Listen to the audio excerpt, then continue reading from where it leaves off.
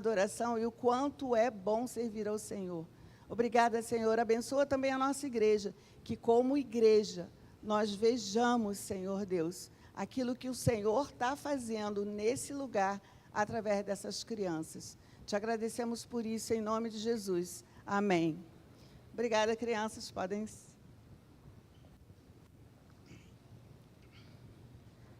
Louvado seja o nosso Deus, mais uma manhã, nós estamos aqui para adorar a Deus, para render a Ele toda a adoração do nosso coração, e precisa ser uma adoração sincera. Mas antes disso, eu preciso dar uma notícia para os irmãos. Agora de manhã, chegou a nós a notícia do falecimento da irmã Ivani Barreto, a nossa Vaninha. Então, nós vamos orar, devemos estar orando pela família. Jaqueline, Alba, Andréia, netos e toda a família.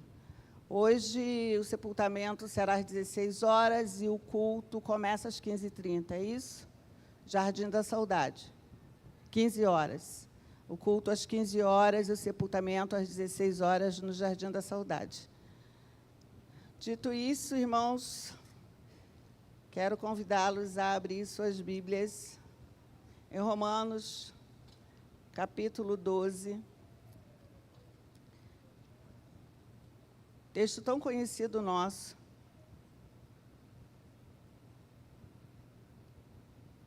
E que a gente lê tantos textos da Palavra de Deus, a gente vai fazendo leitura e ele toca o nosso coração e vai nos ensinando verdades. Nós vamos pregando essas verdades, nós vamos ensinando uns aos outros, vamos proclamando. Mas tem momentos em que um texto que a gente leu tantas vezes, tantas vezes, tantas vezes, e achamos que já tiramos todos os ensinamentos. Deus nos fala de uma forma diferente, nos ensina, na verdade, não é nem diferente, Ele nos ensina algo mais. Isso porque a palavra de Deus, ela se renova a cada dia, ela nos renova a cada dia. Sempre temos algo a aprender. Então, não importa o tempo que nós temos de vida cristã, 40, 50, 60 anos, mas nós nunca vamos poder afirmar que sabemos tudo da Bíblia. Podemos ter lido a Bíblia milhares de vezes durante toda a nossa vida, mas nunca vamos poder dizer que já sabemos de tudo e que já entendemos tudo. Amém? Sei não, acho que tem gente que já acha que sabe tudo. Não sabemos tudo, amém? Glória a Deus. Romanos 12, versos 1 e 2. Portanto, irmãos, rogo-los pelas misericórdias de Deus que se ofereçam em sacrifício vivo, santo e agradável a Deus. Este é o culto racional de vocês. Não se amoldem ao padrão deste mundo, mas transformem-se pela renovação da sua mente, para que sejam capazes de experimentar e comprovar a boa, agradável e perfeita vontade de Deus. Esse texto, o verso 2, fala, na verdade, ele nos ensina tantas coisas, ele nos chama a atenção para tantas coisas, e todas elas estão conectadas, mas eu quero hoje que a gente pense sobre a renovação da mente. Por que que isso é tão importante? Em primeiro lugar, porque é mandamento, está na palavra de Deus. Em segundo lugar, porque se aplica aos nossos dias e a maioria de nós. Sabe, eu tenho visto e conversado com cristãos, independente da idade, muitas vezes adolescentes, jovens e muitos adultos. E não é só porque eu estou na psicologia, porque eu sou psicóloga, mas na escuta, no dia a dia.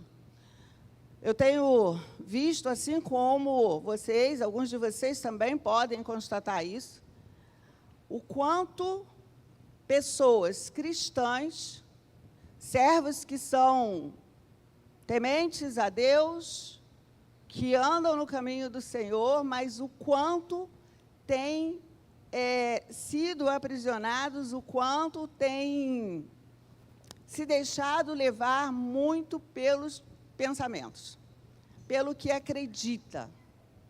Não no que acredita enquanto fé, acredita em Deus, mas vivem uma vida, e me permitam dizer, uma vida pobre, não a vida plena de Jesus, porque quando nós temos o poder de Deus atuando em nós, e nós nos deixamos conduzir por pensamentos que só nos deixam para baixo, por pensamentos que só nos paralisam, essa vida não é a vida plena que o Senhor Jesus nos dá.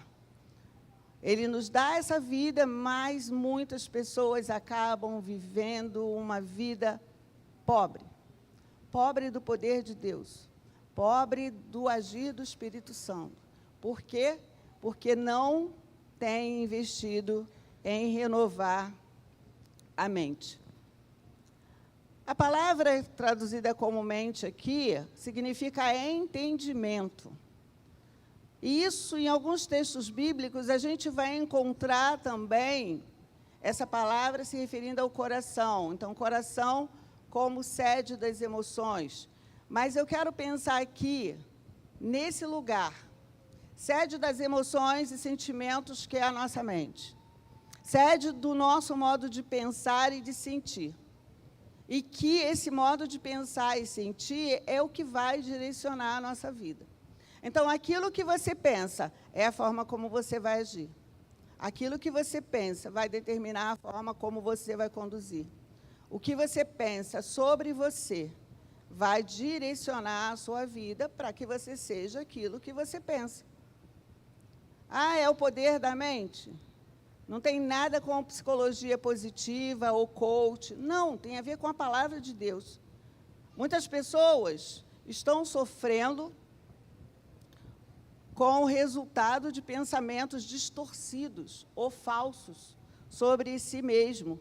E isso compromete não só a sua vida física, mas compromete também o seu relacionamento com Deus e, consequentemente, o seu relacionamento com outras pessoas. O apóstolo Paulo, ele nos faz uma exortação. Em Efésios 4, 22 a 24.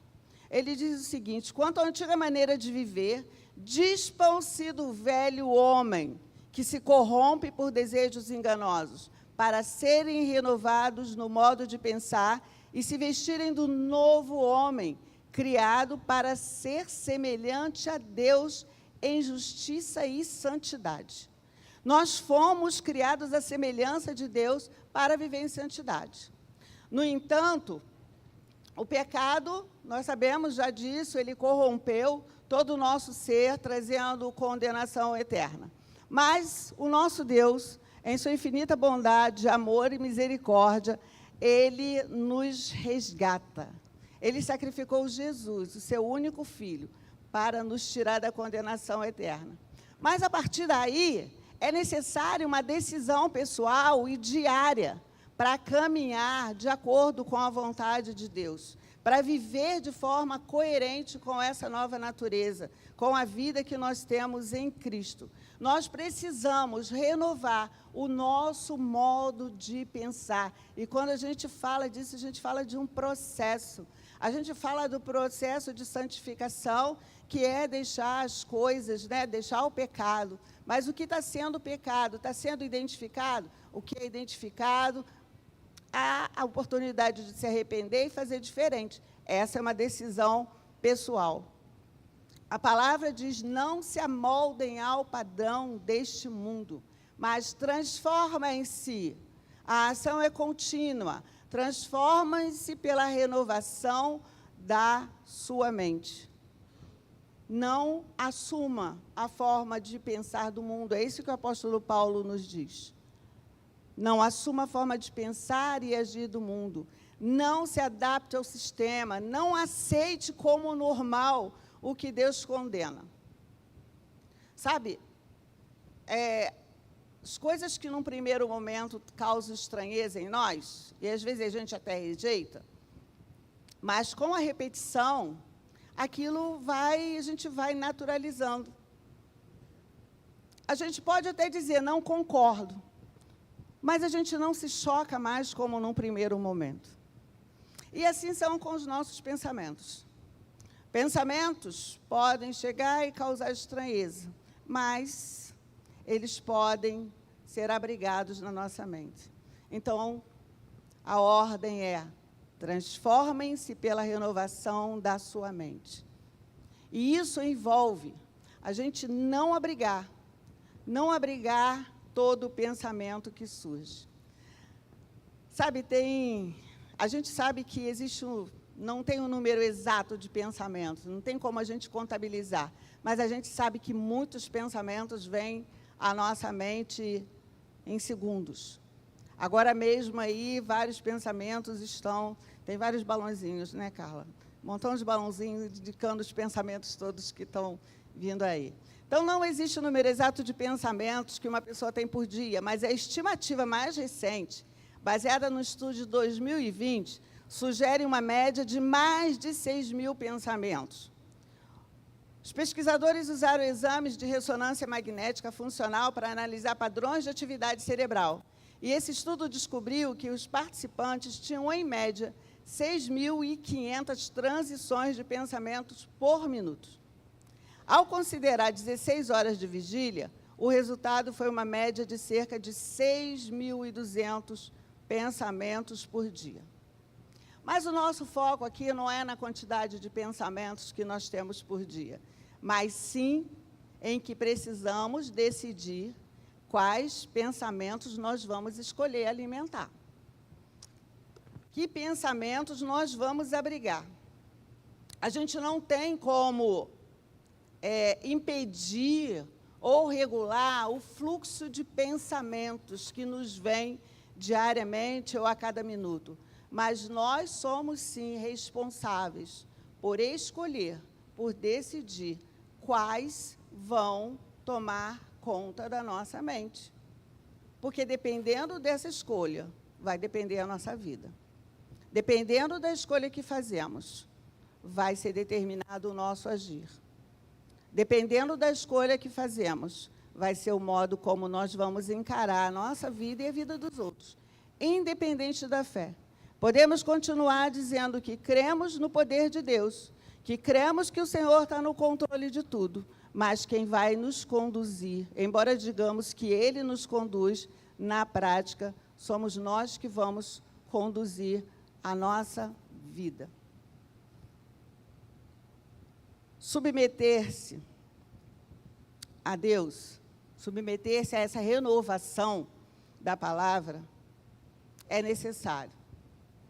É necessário para a renovação de mente submeter-se e suportar o confronto. Na maioria das vezes, nós lemos a palavra e lemos no devocional, lemos a Bíblia, porque precisamos ler. Crente tem que ler a Bíblia. Crente que não lê a Bíblia tem alguma coisa errada, com certeza.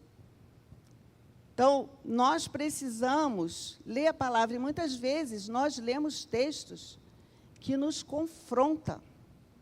Aliás, deveria confrontar o tempo todo, porque a palavra é para a nossa vida, é para nos fazer andar no centro da vontade de Deus.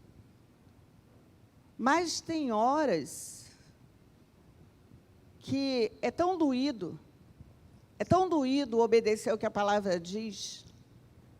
Tem hora que parece tão difícil, que a gente acha que não vai conseguir. Esse é o primeiro pensamento que já é aí prejudicial. Porque se nós pensarmos em nós mesmos, na nossa própria força, realmente, a gente não vai conseguir fazer muita coisa do que Deus nos manda fazer. Mas Ele sabia disso. Por isso, Ele habita em nós, através do seu Espírito. Porque é o Espírito que nos conduz, é Ele que nos ensina, é Ele que nos exorta, é Ele que nos guia. É Ele que nos dá o entendimento daquilo que muitas vezes não conseguimos entender na palavra de Deus. Hebreus capítulo 4, verso 12. A palavra de Deus é viva, eficaz e mais afiada que qualquer espada de 2 gumes. ela penetra a ponto de dividir alma e espírito. Pense numa espada. Pense numa espada penetrando um ser. Num sentido espiritual, a palavra de Deus é essa que vai entrar, vai penetrar no nosso íntimo, vai separar, vai fazer distinção. E muitas vezes isso pode ser muito dolorido. Penetra a ponto de dividir alma e espírito, juntas e medulas, e é apta para julgar os pensamentos e intenções do coração.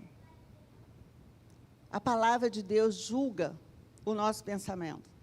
A palavra de Deus julga a intenção do nosso coração. Intenção essa que muitas vezes nós nem nos damos conta, mas é no confronto com a palavra que nós vamos ser corrigidos, nós vamos ter essa visão aberta, nós vamos compreender o que em nós é mal, o que em nós é contrário à vontade de Deus.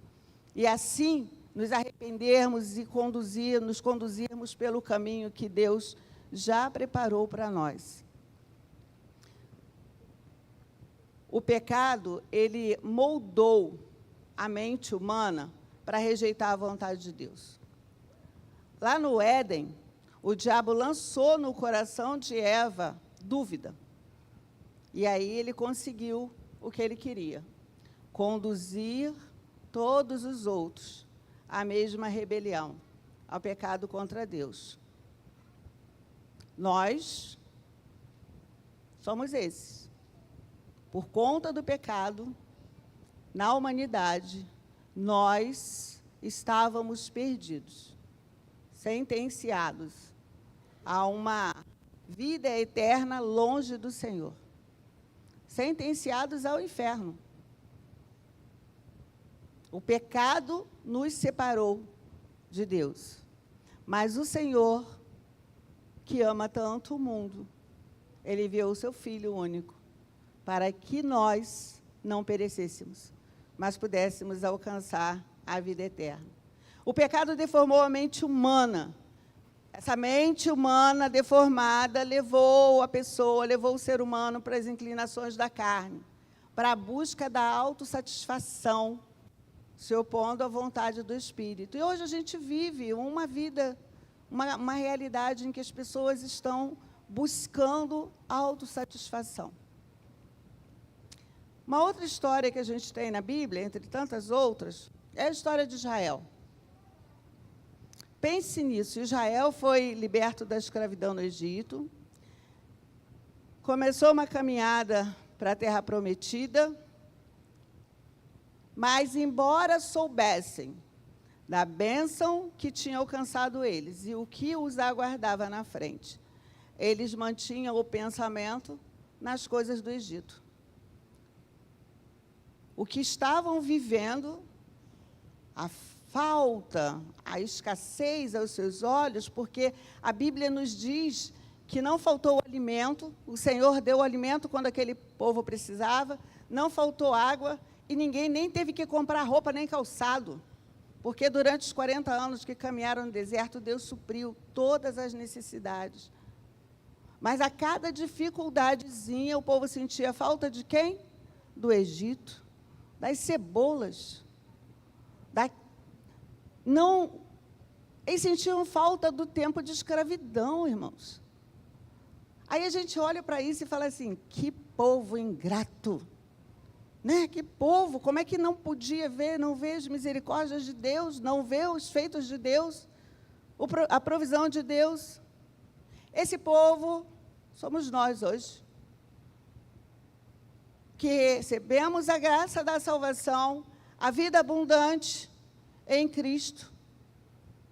Sabemos qual é o nosso destino, estamos nessa caminhada, mas a cada dificuldade há um retrocesso, a cada problema que enfrentamos, sente saudade de outro tempo. Não é assim, não? Assim como Israel não foi capaz de entender que o que tinham recebido era infinitamente maior do que consideravam como importante. Assim somos nós. Muitas vezes nós não conseguimos compreender que aquilo que nós recebemos do Senhor é infinitamente maior do que aquilo que nós consideramos importante.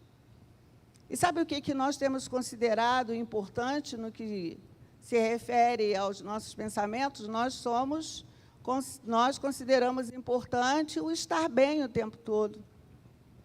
Nós consideramos importante que tudo na nossa vida vá sempre bem. Nós consideramos importante ter sempre a reserva lá, ou dinheiro, para cumprir todos os compromissos. Nós nos apegamos a isso. E se alguma coisa acontece, contrária à nossa vontade, alguma coisa nos foge ao controle, como é que ficam os pensamentos, como é que fica o humor e como é que são as ações? Cada um tem as suas reações aí. Não quero aqui ficar relacionando elas. Mas da forma como aconteceu com o povo lá, o povo de Israel, lá no passado, assim pode acontecer com o cristão, que não atenta com muita atenção, com diligência a viver a vontade de Deus. Sabe, aquele povo, embora soubesse que era povo de Deus, eles continuaram pensando como escravos. E assim pode acontecer conosco. Embora saibamos que somos povo de Deus, pensemos como escravos. Pode pregar sobre fé, mas viver dominado pelo medo.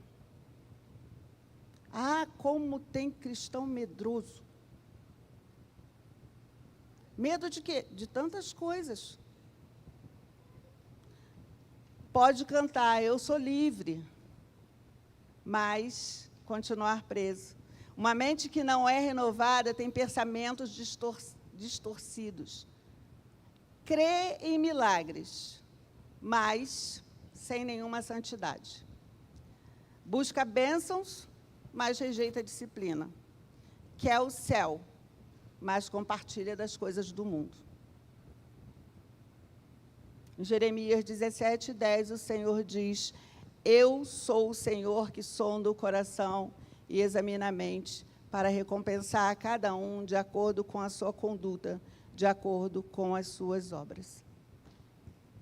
Sabe, irmãos, se nós não vigiarmos os nossos pensamentos, se nós não tomarmos diariamente essa decisão e não colocar, não confrontar aquilo que nós pensamos com a palavra de Deus, não deixar que essa palavra nos confronte, nos corrige, acreditar que não dá, que é difícil, eu não consigo. É assim que vai ser. Eu conheço uma jovem cristã, está certo que ela passou por muitos traumas, uma história muito difícil, ela é de outro estado. Mas, embora saiba que tem um ministério, embora saiba que Deus tem sustentado ela em muitos momentos, ela tem tido prova disso. Mas nos pensamentos ela continua muito aprisionada. Porque em muitos momentos da vida dela, ela se permite dirigir por aquilo que ela sente. E muita gente, muitos cristãos, estão estabelecendo quem são a partir do que sentem. Aliás, isso é o que essa cultura está ensinando e querendo incutir, querendo forçar-nos a engolir isso. É de que as pessoas são o que sentem. E aí tem jovens, tem adolescentes, tem crianças já sendo enredados pelas mentiras de Satanás por conta dessa cultura, por conta dessa crença. O apóstolo Paulo, em 2 Coríntios 10, os versos 4 e 5, ele diz: As armas com as quais lutamos não são deste mundo, mas poderosas em Deus para destruir fortalezas. Então, as nossas armas para lutar são em Deus. E lutar para quê? Ele diz, para destruir fortalezas. E ele continua dizendo, destruímos argumentos e toda altivez que se levanta contra o conhecimento de Deus e levamos cativo todo pensamento para torná-lo obediente a Cristo. Havia um contexto ali em que o apóstolo Paulo estava vivendo e ele está falando de pensamentos, de coisas que vão ali trazendo prejuízo no meio da igreja de Cristo. Mas eu quero aplicar isso à nossa vida. Sabe o que eu entendo aqui? Eu entendo que a nossa mente, ela pode se tornar uma fortaleza. Uma fortaleza com pensamentos que são pensamentos distorcidos. São pensamentos que em nada glorificam a Deus. São pensamentos que impedem o nosso crescimento. São pensamentos que vêm em nós e nós abrigamos, que impedem que nós vivamos a vida plena em Cristo Jesus. São fortalezas que são formadas. Verdadeiras fortalezas que são edificadas com a mentira. Os tijolos são a mentira. E aí o cimento que vai unindo esses tijolos aí. Talvez a pouca fé, talvez a confusão que o mundo gera na mente de muitos e que estão se deixando levar mais por aquilo que o mundo fala do que pelo que a palavra declara sobre si. A palavra diz que nós fomos escolhidos. Nós estávamos perdidos e fomos salvos. A palavra diz que em nós habita o Espírito Santo, que nos fortalece e caminha conosco, que nos ajuda a vencer. A palavra diz que nós somos sal e luz, para transformar esse mundo, para impactar esse mundo. Mas como fazer isso? Se nós não conseguimos fazer isso com a nossa própria mente. E não é porque é impossível de fazer, não. É porque muitas pessoas não acreditam que podem fazer isso. Sabe, quando se fala de controlar os pensamentos, de controlar a mente, a tendência de muitos cristãos e de outras pessoas é de levar para a questão do pensamento positivo, para os treinamentos de coach. Eu não estou falando disso. Mas a Bíblia nos ensina a pensar nas coisas que são verdadeiras, que são nobres, que são corretas, que são puras, que são amáveis, que têm boa fama. Tudo o que for digno de louvor, nisso pensai, Filipenses 4:8. Então, a palavra nos conduz em como devemos pensar, o que devemos pensar. Em nenhum momento a palavra nos exorta a confiar naquilo que nós sentimos ou pensamos sobre nós mesmos. Porque o coração é enganoso, a palavra nos diz. E nós não somos capazes. Em nós ainda habita aquela velha natureza. Ela não morreu, não. Então, há a nova natureza em nós, mas há a antiga natureza. E essa é uma luta constante. É diária. O apóstolo Paulo mesmo declarou isso, essa luta na vida dele. Aquilo que quero fazer, não faço, e aquilo que não quero fazer, isso faço.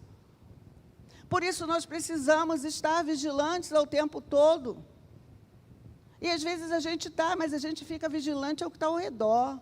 A gente quer buscar as coisas que estão acontecendo ao redor, o que está acontecendo com o outro. E o que está acontecendo dentro de nós, o que está acontecendo dentro da nossa mente, o que você está acreditando sobre você.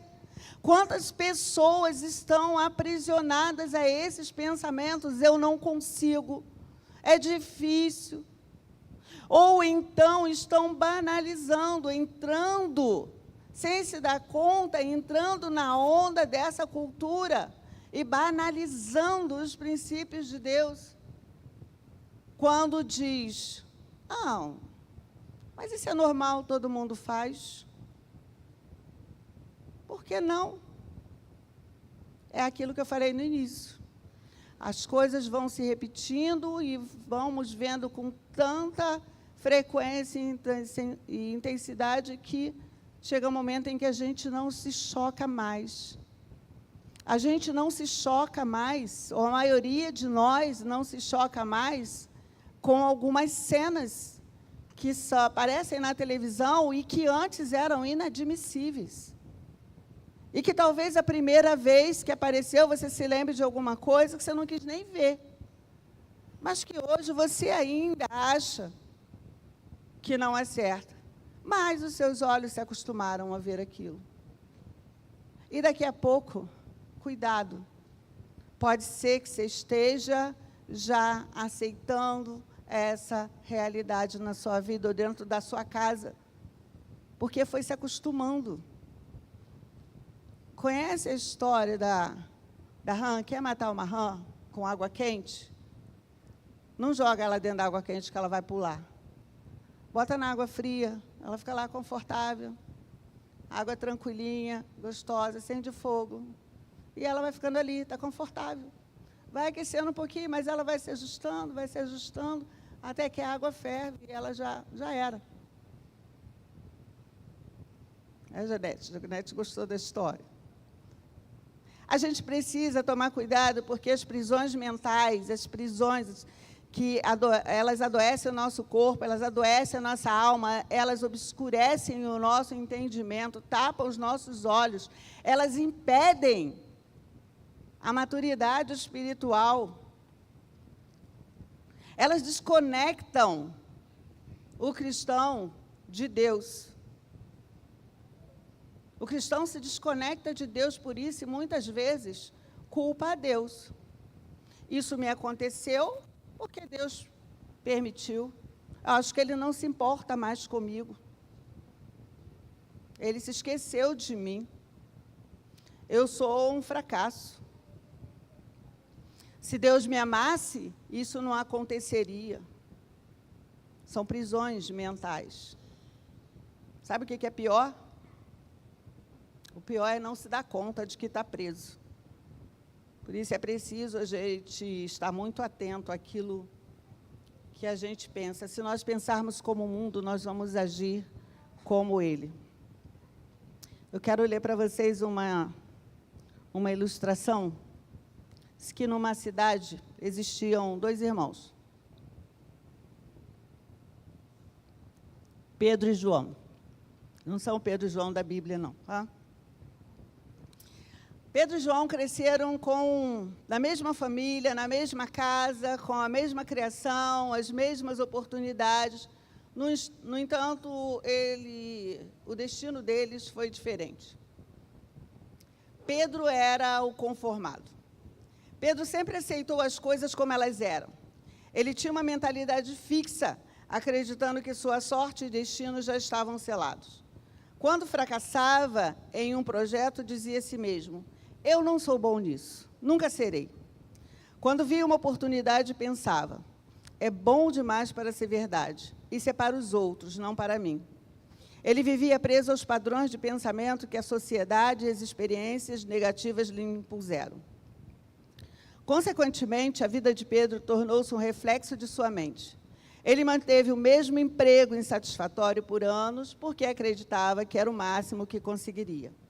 O medo de arriscar e a crença de que não merecia algo melhor o impediam de agir. Ele estava sempre infeliz, amargurado e ansioso, e sua vida era marcada pela estagnação. João, por sua vez, um dia decidiu que não aceitaria mais as crenças limitantes. Inspirado por uma reflexão, ele começou a praticar a renovação da sua mente. Todos os dias, ele conscientemente confrontava seus pensamentos negativos e os substituía por verdades mais elevadas e esperançosas. Quando uma voz interna dizia: você vai falhar, ele respondia: vou aprender e crescer com essa experiência. Quando via uma oportunidade, pensava: sei que posso enfrentar esse desafio. Essa mudança de mentalidade não transformou a vida de João da noite para o dia, mas, gradualmente, Ele começou a ler livros, a aprender novas habilidades e a se cercar de pessoas positivas. Com sua mente renovada, ele encarou desafios com uma nova perspectiva. Um fracasso não era o fim, mas uma oportunidade para aprender. Uma dificuldade não era um obstáculo insuperável, mas um convite para ser mais criativo. Com o tempo, a vida de João se transformou completamente.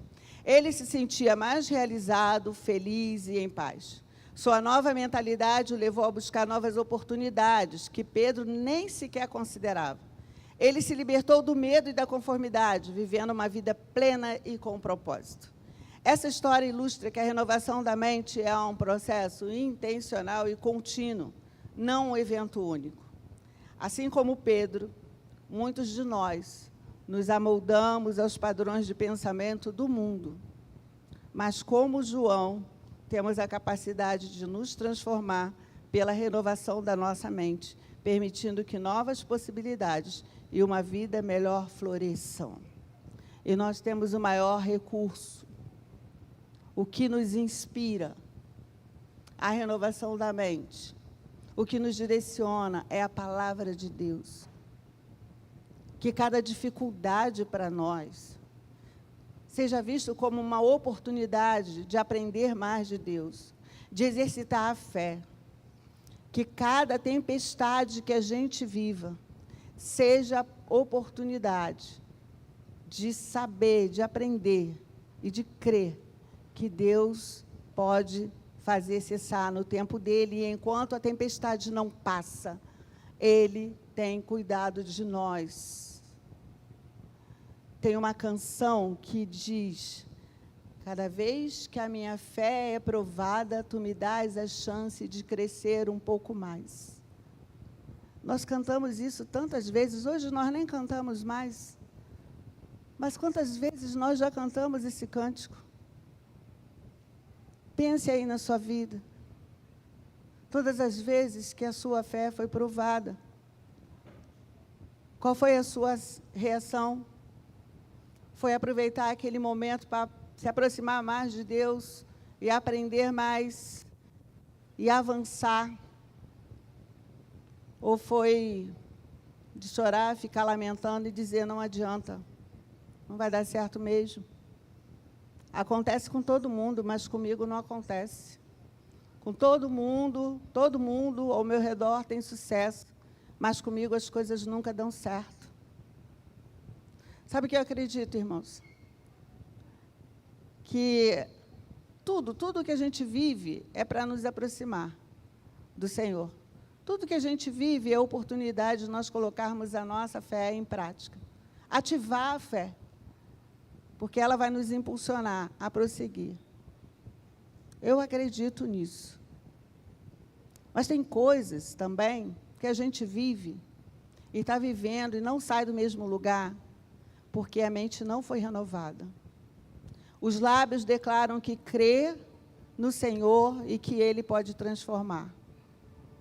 Mas, na prática, vivem do mesmo jeito, pensando a mesma coisa sobre si. Tem um poder que está disponível a nós. Tem um poder que é transformador. Nós declaramos que vamos transformar o mundo. Nós declaramos que temos um coração novo. Nós declaramos tantas coisas que estão na palavra e precisam ser declaradas. Mas muitas pessoas só têm feito declarar. Declara para outros, mas não tem declarado para si mesmo. As mentes continuam aprisionadas. Em nome de Jesus, se submeta à palavra. Creia que você é livre. Você é livre para viver uma vida que Deus separou para você. E aqui, se você não está vivendo essa vida, pode ser que não seja porque Deus esteja querendo te ensinar ou te fazer crescer, não, mas pode ser porque você mesmo se colocou nesse lugar de impotência, nesse lugar de que nada dá certo, nesse lugar que te aprisiona. E você está declarando aí que crê que foi escolhido, mas não vive como tal. Sabe, nós estamos numa campanha de missões e declaramos aqui, e fazemos missões ofertando, nós fazemos missões orando, mas o quanto nós acreditamos mesmo que a nossa oração vai transformar lá, se nós não acreditamos que essa oração pode transformar a gente? O quanto você pode ser luz do mundo e sal da terra, estagnado, se sentindo preso nos seus próprios pensamentos, naquilo que você acredita. Como mudar o mundo, se não consegue mudar os próprios pensamentos? Como fazer diferença nesse mundo, se não consegue pegar essa palavra e aplicar a si mesmo, a ser confrontado? Eu já falei aqui algumas vezes, irmãos, a gente tem recursos, né? A palavra é o recurso que a gente tem para combater os pensamentos que nos jogam para baixo, que nos paralisam. Cada vez que vier a angústia, a ansiedade, a necessidade do controle, vai para a palavra e declara aquilo que você já sabe. Mesmo que você não esteja com a palavra na sua mão, com a Bíblia para ler na hora, mas você sabe qual a declaração que essa palavra faz sobre você. Não se permita mais ser aprisionado com as mentiras do mundo, com as mentiras de Satanás.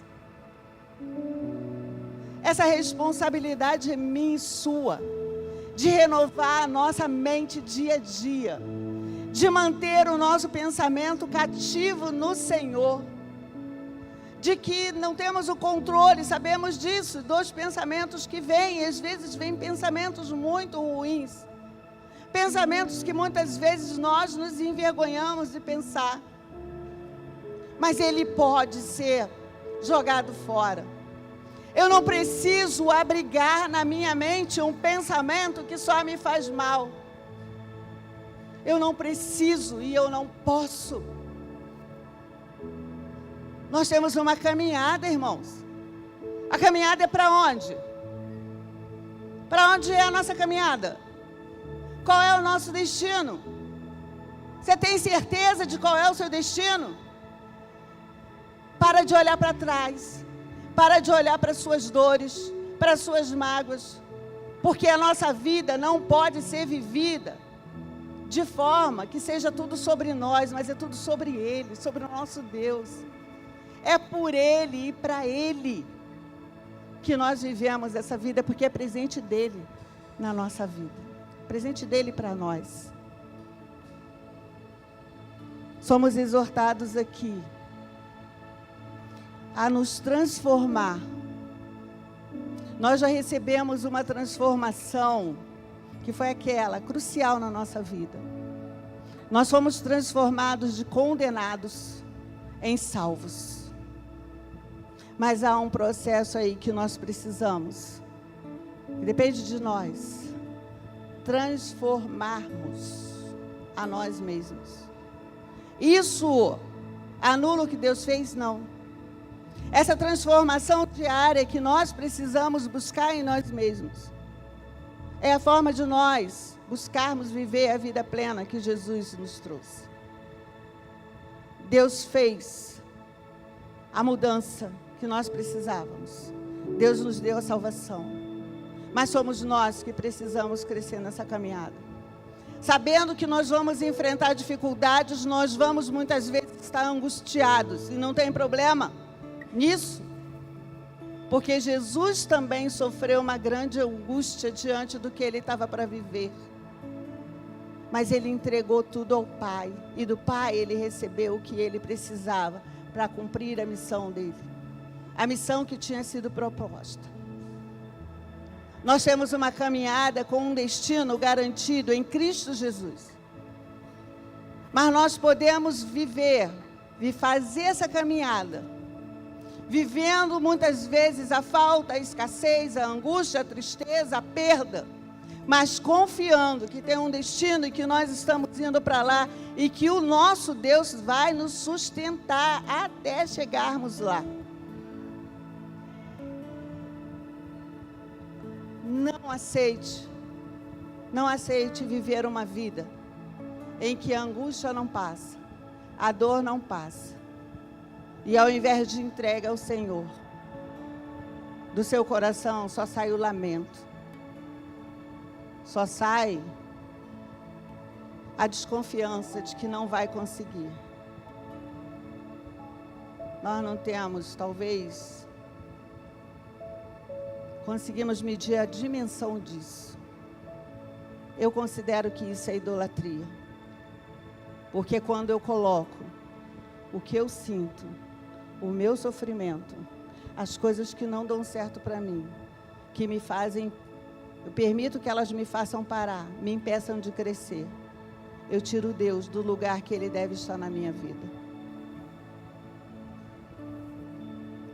Feche seus olhos, baixe sua cabeça. Deixe o Senhor ministrar o seu coração, continuar ministrando.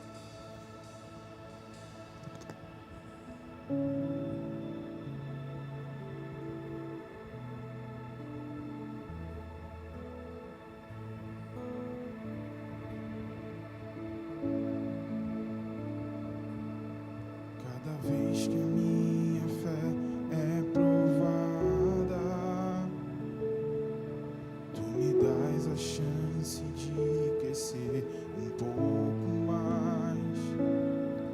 As montanhas e vales, desertos e mares que atravesso me levam pra perto de ti. Minhas provações não são maiores que o meu Deus e não vão me impedir de caminhar. Mas se diante de mim não se abrir o mar, Deus vai me fazer andar por sobre as águas, rompendo em fé. Minha vida se revestirá do teu poder, rompendo em fé. Com ousadia vou mover no sobrenatural. Vou lutar e vencer, vou plantar e colher. A cada dia vou viver, rompendo em fé. Senhor, nós te louvamos pela tua palavra, Deus, mas nessa hora, nós queremos, eu não sei quantos dos meus irmãos desejam fazer isso, mas nessa hora se prostrar diante do Senhor. Senhor, reconhecemos o quanto falhamos contigo. Senhor, perdão. Perdoa. Perdoa por declararmos algumas coisas, declararmos a tua verdade com os nossos lábios, mas viver de forma diferente da qual declaramos. Perdoa, Senhor. Perdoa se temos falhado tanto contigo quando deixamos que pensamentos nos paralisem, crenças nos limitem, coisas, Senhor Deus, que nada tem a ver com a tua palavra. Deus, perdoa-nos a idolatria de colocar aquilo que nós sentimos, a nossa dor, as nossas perdas, acima de quem o Senhor é e do que o Senhor pode fazer em nós e através de nós. Deus, trabalha em nós. Trabalha em nós. Recebe o que está nos corações dos meus irmãos. Cada um agora entregando algo ao Senhor. Mas em nome de Jesus, encoraja, capacita, desperta, tira as vendas dos olhos, Há encorajamento, Senhor. Nós choramos, pedindo o Teu socorro, porque nós precisamos do Senhor. Que a declaração que nós acabamos de fazer, de que cada vez que a nossa fé,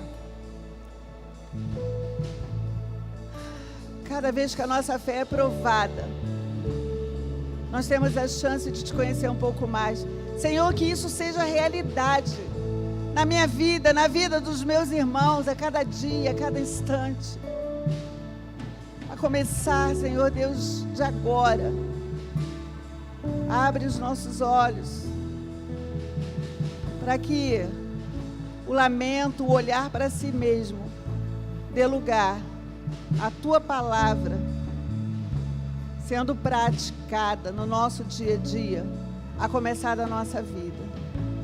Louvamos e agradecemos ao Senhor por mais essa palavra, por mais esse momento em que o Senhor fala e há de continuar falando ao nosso coração. Te oramos assim em nome de Jesus. Que o amor de Deus, o Pai, a maravilhosa graça, a graça salvadora de Jesus Cristo, o Filho, as doces consolações, a comunhão e o poder do Espírito Santo de Deus esteja atuando em nós, hoje e para todos sempre. Amém. Amém. Deus abençoe, meu irmão. Deus continue ministrando o seu coração. Dá um abraço aí no irmão que está ao seu lado. Vamos para a escola bíblica. Vamos compartilhar mais da palavra de Deus.